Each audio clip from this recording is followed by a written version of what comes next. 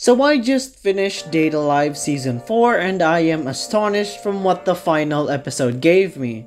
But before I continue any further, this season introduces two new spirits. One was the captive spirit that Kurumi Tokisaki has been looking for ever since Season 2, and her name is Nia Honjo. The other one is a new spirit named Mukuro as well. As I was watching, I really enjoyed their characters. Both Nia and Mukuro are pretty cute in their own way. I even enjoyed their interactions with the other group and just with Shido. But as soon as their arcs were over, they just blend in with the other spirits. I mean, it makes sense since there's a lot of characters in this anime already, and of course, not everyone would get the spotlight unless it's their story. So that's at least my complaint for this one. Nothing I can do really since it's bound to happen at some point. The soundtrack is alright. The opening is such a banger. The animation style really looks beautiful. The fights are maybe done by CGI, but they aren't horrible CGI to say the least. Now I would also love to say that while watching Mukuro's arc unfold, like the whole memory wipe thing, it simply reminded me of what happened with Natsumi and Miko's arcs that happened seasons ago. I mean, it's not a bad thing to be honest, I'm just letting that out. We got tons of fan service, we got decent action, we got the whole question that Nia asked at the end of episode 3, that all spirits were once human, and proven episodes later as we get to see Kurumi's past and how she became the lovable spirit she is today.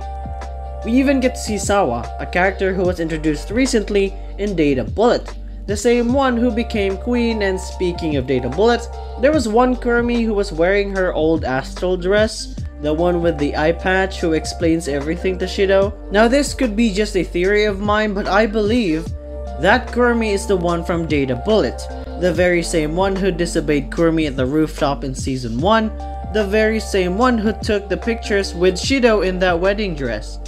Now it could just be how she speaks to her clones, but when Kurumi wakes up and tells Shido that her younger self has spoken too much, both Kurumis leave the area and the one with the eye patch smiles at him before they leave.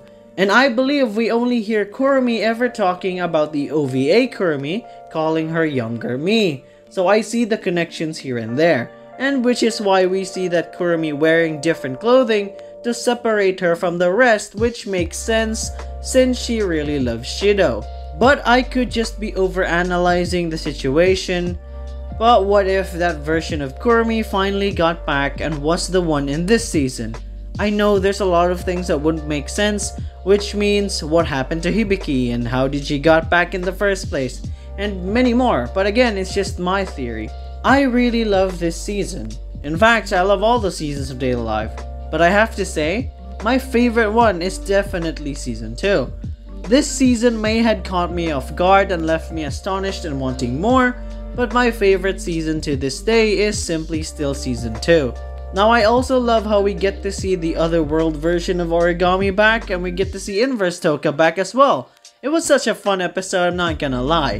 Data Live will always have a special place in my heart. It's fun, it's cute, sometimes it's stupid, sometimes it's serious. And one of the reasons why I like it as well is how they managed to balance everything out.